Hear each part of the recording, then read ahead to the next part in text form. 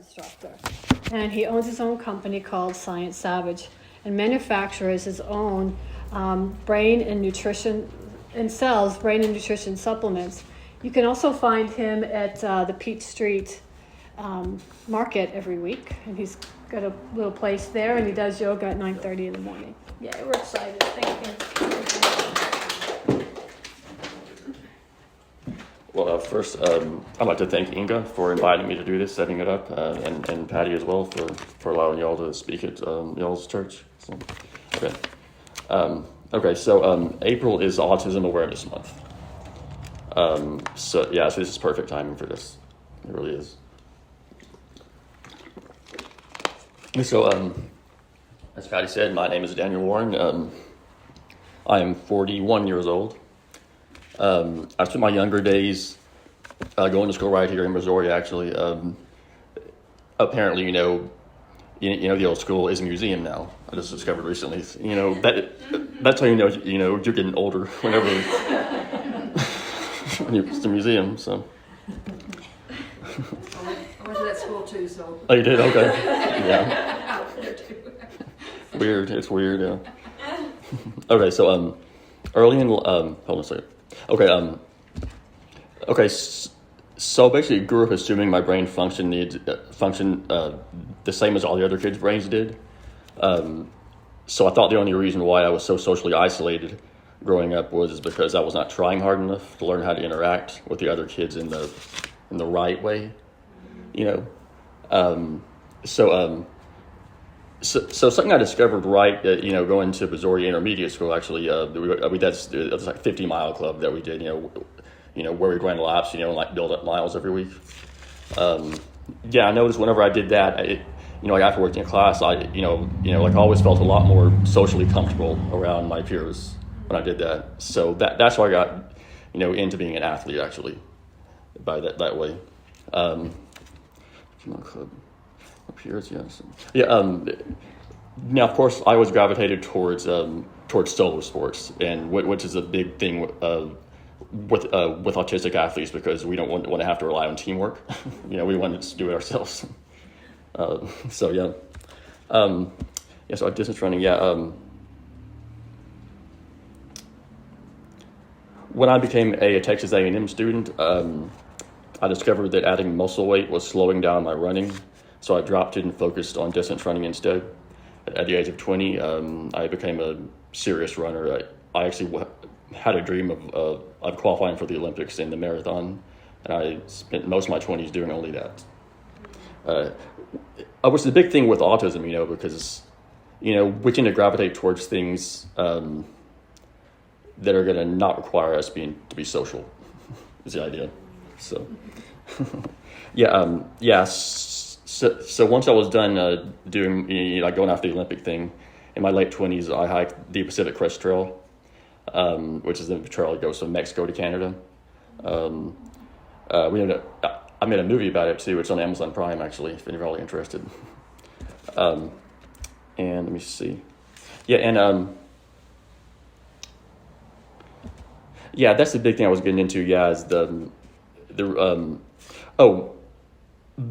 the thing about exposure therapy with autism, you have to expose yourself, and the younger the better, to different things in your life, which was something I've always done. Being an athlete and getting into nutrition when I was about 10 or 11 years old too.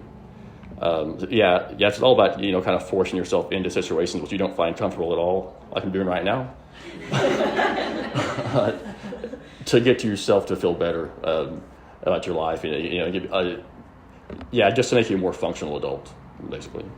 So by the time I was 25, I had made some pretty drastic changes in my personal environment.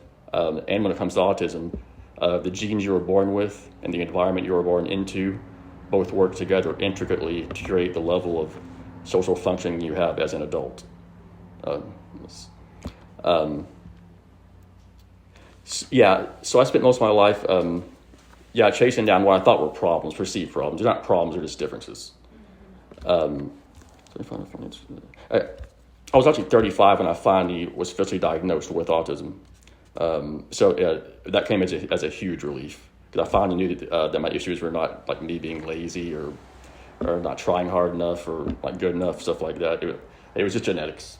That's all. Yeah, it's just genetics. So yeah, it's very useful to know that. So once I was diagnosed, I was 35, so I'm 41 now, so it was 5-6 years ago. Yeah, it took another 5 years or so for all this to fully settle into my brain and, and allow me to fully accept it, of all the logical knowledge that I had learned in the past years, and see everything in the past. Yeah, so basically everything from my past started to make sense. I could finally be my true self for the first time and not be scared of it, I could finally stop trying to fit in and start living a life that actually fit me, instead of trying to go with the mold, which is the big thing with autistic kids, allowing us to, especially when we're young, to go our own way, very much. No. Yeah. Oh, okay. That's so now when I choose to stay out of social situations and spend quiet time alone, I know that's okay because that's who I am, and I can finally be me. I kind of already said that. All right, and that is what us as autistics really need, is to be ourselves instead of trying to fit into the mold, which I said that. So, all right. Okay. Does anyone here know what autism is or what to look for with someone who has it? No. Okay. Yeah. My grandson is autistic. Oh, I'm sorry? My grandson. Really? Yeah, my nephew is high functioning. High functioning. Caden is too. What do you notice about them? Like anything in particular? He's really good in math. Okay. But when he was younger, he would like take things apart to see how they worked. Okay. And then he would do like switching of the light switches, Stimming, turn yeah. on and off. Yes. Yeah. Right. Yeah, okay. Yeah. That's exactly right. Yeah. Yeah, we have to figure out ways to calm our minds down, which is like stimming, doing stuff, and fortunately I discovered, exercise, it is my big, that's my stimming thing is exercising, it calms me down, allows me to be social. I did yoga right before I left to speak. So, I couldn't do this without that. You're doing good. Thank you. Yes, you Thank you. are. Thank you. Very well. Thank you. Okay. So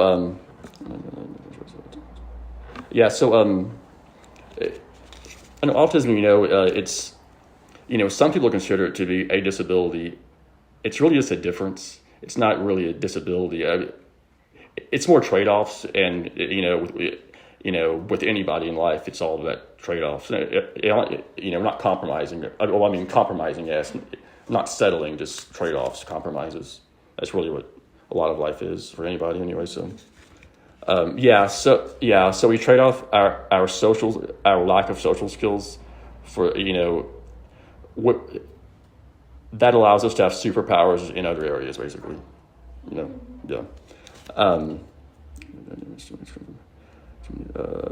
But that's where the misunderstandings come from. We are very intelligent in many ways, but we just appear too difficult to socialize with. Lots of people tell me with my yoga classes that they're intimidated by me, and that's why they don't come back. So,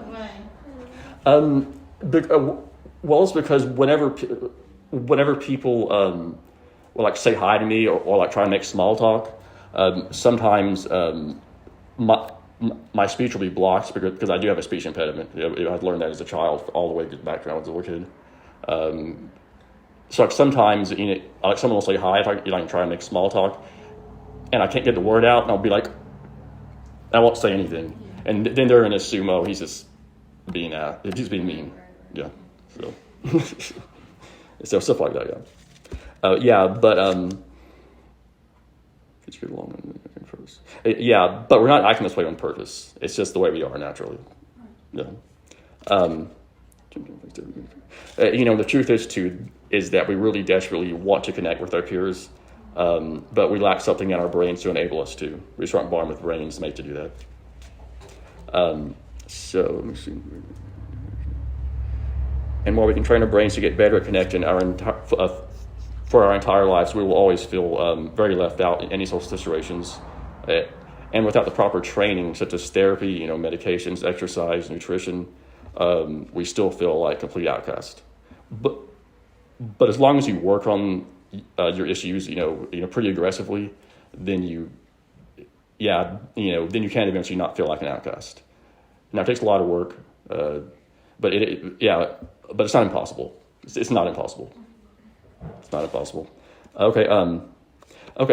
Another common misconception that I think that some people may consider autistics to be weak.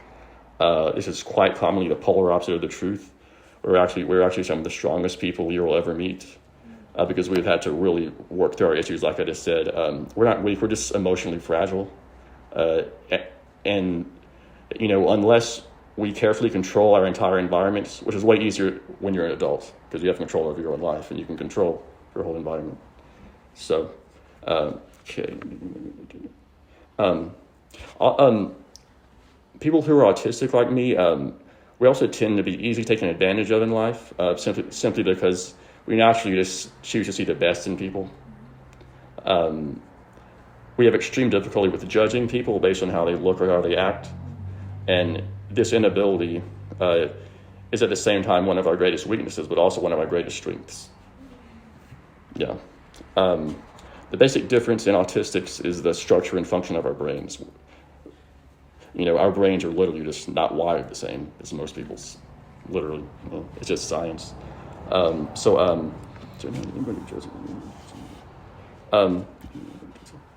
Disabled brains, we simply have brains which specialize in things other than communicating with other humans. The autistic brain is just not made to do that. They should have said that. Okay. So instead of being wired for social stuff, our brains are instead wired to recognize patterns in our environments, which most people are totally oblivious of. Which is why people like Temple Grandin and Elon Musk, that's why they're so great at I guess he makes Tesla cars, right? That's just what he does. Yeah, I think he does some space stuff, right? I forget, right? So, he actually made a joke on SNL when he hosted, saying something like, what do you expect from a guy who who runs a company like this? I mean, do you expect us to just be like a cool, normal guy you're gonna get along with that way? No, you're gonna expect it to be pretty weird. So yeah, okay. Well,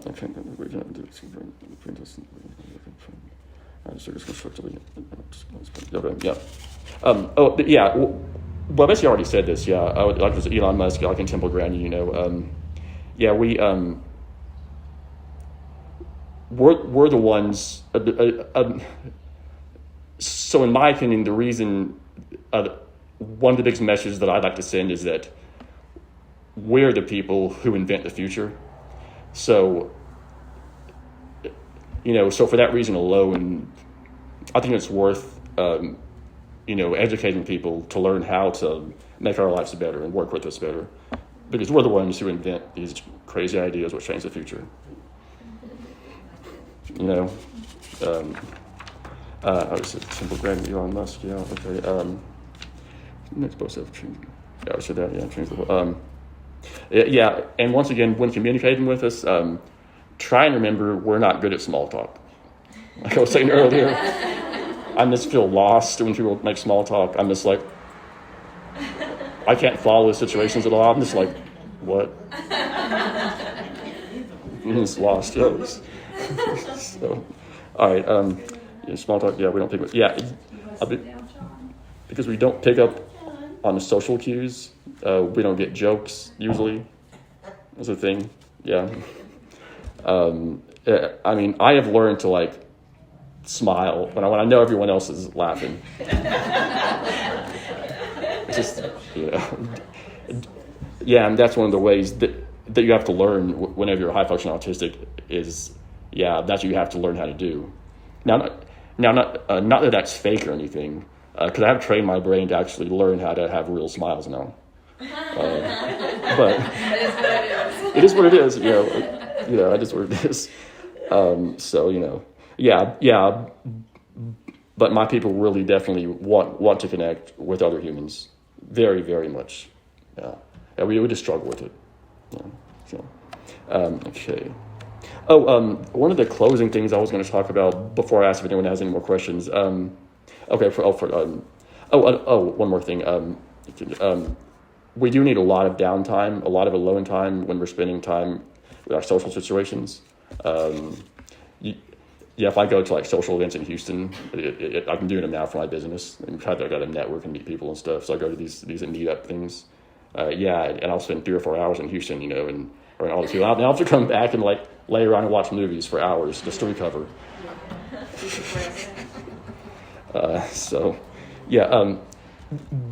The only other thing I was going to talk about, when it comes to autism, like there's autism and love and dating. I did date in high school, but from the age of 17 to 37, I only worked on myself. I didn't do any of that stuff, which is very common for autistics, actually. We have trouble. Of course, we have trouble with social stuff. How are you going to figure out how to do flirting and stuff like that? I'm just lost. So that's the thing. So I know true love can be very hard to find for anybody. I mean, or just any date for that matter. But for autistics, finding love is way more challenging. Yeah, but it is possible. Yeah, I have dated in the past 5 years quite a bit. So but I would never been able to do that if I didn't spend all those years working on myself. It never would have. Yeah. It's basically. I was just gonna ask y'all if anyone has any questions. Can you talk about your supplements? Oh yeah. I actually designed the supplements for me specifically to make myself more socially functional. I mean, it allows me to focus better, allows me to be more comfortable around people. Yeah, so I spent years researching that stuff and trying different supplements and stuff, and I eventually, decided, well, why not just make it a business? So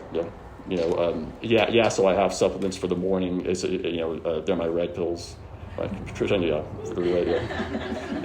the energy. And the blue ones are for the middle of the day. It's for your midday slump. If right after you've eaten lunch and you're just starting to get tired. So it can help you through that. The afternoon ones are my green ones. I renamed them Spiritual Gangsta. They used to be Modern Shaman. Before that, it was Modern Goddess, and so I renamed everything.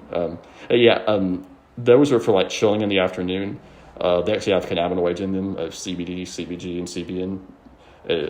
As well as some other stuff too, just to help you to calm you down and stuff like that. Then nighttime ones are specifically for greater relaxation and sleeping. Ultimately, I would say, So I designed them for myself originally. I spent many years. It's since the early 2000s working on, just testing out stuff for myself. I was my own guinea pig for designing these. So they are thoroughly tested. If anyone's worried about safety, I tested out of myself. So, Where can we find them? I have a business card right here. I sell them at the Peach Street Farmers Market every Saturday morning. Most Saturday mornings, I'm going to be at the New Earth Healing Festival, right? So it's called, on the 23rd. And you can also buy them on my website, Which is? sciencesavage.com. Science Savage, if anyone's interested. sciencesavage.com. And you can buy any of my 4 different color capsules right there on the website. I just finished the website up just a few days ago and got it all set. Because I used to be a web designer in my early 20s. What's actually a very autistic job, because you're just sitting at a desk alone all day. But I was not happy in the long term with that. I really needed to get myself more socially functional to be happy with my life, as I now have. Yes. I don't really have a question, I just have a statement. I think that you should talk more. I think you should speak more. Find other events to speak. I want to. Yeah, I think you're good at it. Yeah. Do you really think so? You're really good. Oh, thank you. You have to pay attention. Really? It's hard to get something. Oh, okay. I'm sorry. And I second that. Yeah. Oh. And I have a question for you in terms of when you're in a group setting, what do you feel? I feel like the outcast all the time, no matter what. Yeah. Why? It's just the way. It's just the brain I was born with. It's not. It's just a scientific fact. There's nothing I can ever do about that. I think what she's asking us is Oh, how okay. do you experience it? How do I experience That it? is in Oh. your head right now? Yes. How do you Sure, yeah. experience? I think that's what she's asking. Oh. Yes. I just can't connect. It's I can't feel a connection. I mean, it usually comes out as anxiety. I guess it's the biggest thing I would say would be anxiety. Now it has gotten a lot better the older I've gotten. Well, not the older I've gotten, the more exposure therapy I've done for myself. You know, but it's just a disconnect. It's like people are speaking a different language. So I can't relate to. Can I interject for a second? Go ahead. Yeah. So anxiety, and you receive that as a disconnect. So what if this anxiety, at the root of it, is a feeling of being overwhelmed? It definitely is. Okay, that's a better way to explain it actually, because that's what it is. It is feeling overwhelmed. Okay. That's what it is. And the other thing I will say, and then I'll stop there. That's cool. is- I've had some experience with, like, we were camped out with the children, and there was a little boy, and he was playing with our children, and he came in, and we went into the room. He came into the camper with me, and we started talking. And so from that conversation, what I experienced was that he could pick up on the feelings, the emotions of the emotional dynamics that were going on in my family. And imagine if you're in a larger group, we talk about empathy, but imagine when you're in a large group and those who have autism, it's magnified tenfold or more. It is. And so then this feeling of anxiety is actually a feeling of, it more specifically is a feeling of being overwhelmed. And so then navigating that, the gift of being able to pick up on the frequency on such an intense level, and then being able to integrate that. And so then other people, when they sense that, they don't know what it, sometimes we don't sense what it is. And then so what you're picking up on is their feelings of, they're different from me. And so then you in turn internalize that and project it back out. Right? Yeah, I think that sounds right. Yeah, I'll just think about it more, but I think that sounds right.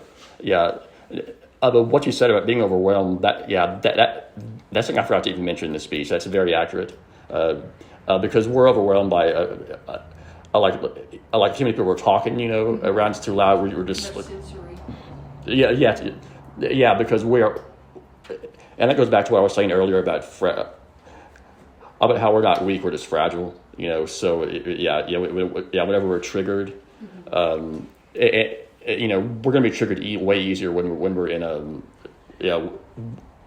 environment that's going to trigger us. Of course, it's the overwhelmed feeling. Yes, it's overwhelming. Yeah, that's what it would be. Yeah. Okay, I don't want to put you on the spot. No. But I forgot that word. Tell them about how you can't see pictures. Okay. That fascinates me. Okay. That is aphantasia. So like the Disney movie, Fantasia. Scientifically, whenever you put an A in front of any word, it just means lack of imagery.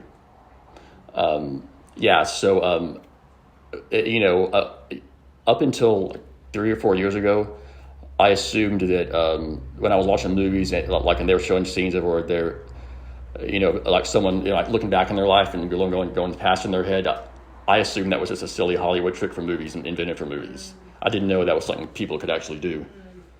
That I got on Google one day, a few years ago, and I started researching it, and I said, "Oh, this is a real thing. Most people can do that." I'm still having that one's still sinking in. Yeah. So the bottom line is that when I close my eyes, all I've ever seen is black. It's just black. That's all I can see. Just black.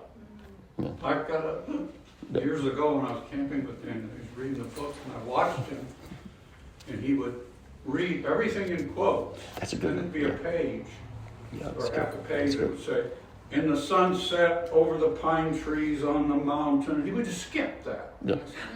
Why are you skipping that? He says, "Oh, I only read the parts in quotes." The dialogue. talking. Yeah.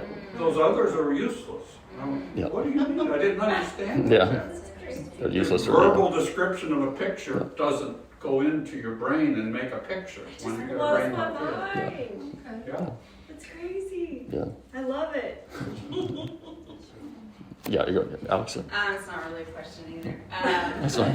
So I guess it's more along the lines of, we meet people every day, and somebody shouldn't have to introduce themselves as, oh, I am autistic, or Oh, yeah. whatever the case Yeah, you is, shouldn't have to.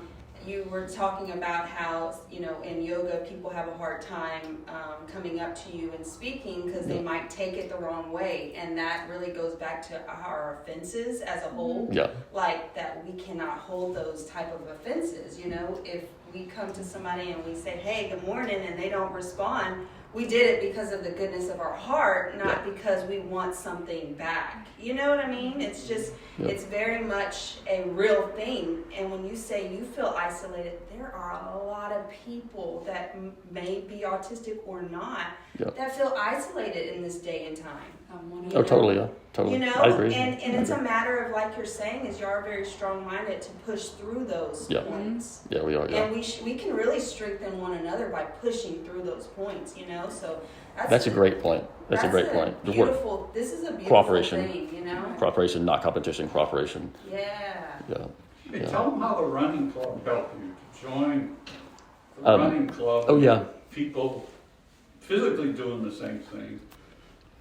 And because that changed you, right? It did. Yeah. Well, I've been working on like hardcore scientific research for many years, and that's really all I did for many years. Was just trying to figure out all the science that I know now when it comes to with psychology stuff and autism in particular, of course. So I was coming out of that because I finally got my diagnosis. It was a few months after that, and I was trying to figure out what do I do. What do I do socially to put myself out there? And then my father said, "Well, why don't you go join a gym?" I said, "Oh, I never thought." That's because that's already something I know how to do. I'm already a master athlete, so why not just try that? But whenever I went to the gym, what I figured out really quickly was that doing the same old thing that I'd done before is never going to work. Because what I would do is I would go to the gym, be alone, work out alone. So I decided, well, I'm going to have to take an actual fitness class and keep going every week, no matter what. Force myself to do it. It was just so painful. But I ended up going every week, twice a week for 2 years. And I was fortunate enough to have met Lori Fisher. And, she's a very loving person, very, very, very supportive. Yeah. So Lori was a member of, this running club, the Astoria County running community. So I started going to those too. And I was really nervous at first too. But I eventually got to the point to where I felt very comfortable. And that got me there. That was the perfect situation for me. But because as an athlete, I did feel like a master of an athlete because I was at the time, and I still am. And that comes down to also the whole thing with I saw Temple Grandin speak at Brownsburg College back in 2018, and That's cool. yeah, that was really cool. And she made a point about how you can't just talk about your autism. You have to have life skills like anyone else. It's things you're specialized in, for work and stuff like that. You have to as a functional adult. So I guess that goes back to that. Yeah, because so I already had that skill, which gave me a great leeway right into the group. Because the first race I ran, I was second place overall. So of course the leader of the group wanted to meet me and talk to me because of my athletic skills. So that was my funnel right into the group. Yeah. Did someone else did you say something? Did anyone else have any questions? I thought there was somebody else. When you were Yep. younger, did you ever have meltdowns? Yes. Horrible. There's nothing you can do. Just, just leave him alone. That's Yeah. with my grandson. Yes. I when you could do it in public, and those people were going, why don't you just look at, well, Yeah. that, It doesn't work. No, I not for us. have No. a comment there. It's Who are you? That is my mother. I believe that those meltdowns are like Daniel said. When Daniel was young, he shared a bedroom with his brother. As many people do. I had two sisters in a room with me for years, and I was a teenager, but I didn't seem to have the problem that he did. He needed to be alone. Well, we have under the stairs. Bruce built that, fixed it up so that he could have a desk in there and everything, and that was his own space alone. Yeah. He had Slam the door, no windows, under a stairwell. Yes. he had a lot of time in there, and he said It that did wonders for him. It did. And when I think about kids like this, they need to have a designated place for them to be in those situations, because they're not being bad there Yeah. or anything. They're getting overloaded. Getting overwhelmed. And they need to be away from anyone, including you, really. Yeah. I mean, Yep. even still with him, Yes. I know what alone needs. It doesn't mean me going in there. So I don't. Yes. But I think that can help. To get something like that in place. Yeah. At the right times. and Hayden has his guitar, and it's very good, but his entire focus is on his guitar and his music. Did you have an entire focus on something that, Yeah. That's what it was. Yeah. I got obsessed with wanting to be a professional athlete when I was like 10, 11 years old. Well, especially when I was 14 and first saw the Olympics. I remember watching Michael Johnson win a world record in the 400 meter. I said, "Oh, I want to do that." Now I'm not a sprinter. I'm a marathon runner, or I used to be. I have an injury now. I can't run marathons anymore. I can do 5Ks, but So my focus was definitely on being an athlete, and so I also became totally obsessed with nutritional sciences as well. Because it makes sorts of good, they just go hand in hand. It's totally synergistic. So I got obsessed with that, and I've been obsessed with it for, it's been 31 years now since I got obsessed with that, and that's what I'm still doing. You also have 5 guitars. Yeah. I do, yeah. I got into music too. I did get into music, yeah. Yeah, I tried to go pro with that too. It didn't work out, but the athlete thing, nutritionist thing has worked out.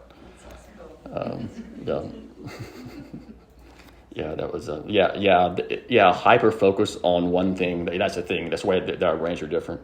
Yeah, we can focus on one thing and be really great at it, but ultimately, as Tim Grandin was talking about too, you have to be able to make a living out of it as an adult somehow. You can't just have it as a hobby. You have to turn that into something you can make a living off of, which takes longer than it does for most people to figure the angles out. But it's not impossible. It's very possible. Yeah, I can tell you, I'm proof of that. So, Any other questions? Any thoughts or anything? Okay. Thank you. Thank you. Thank you. Can I give you a hug? You Yeah, of did course. amazing. Oh.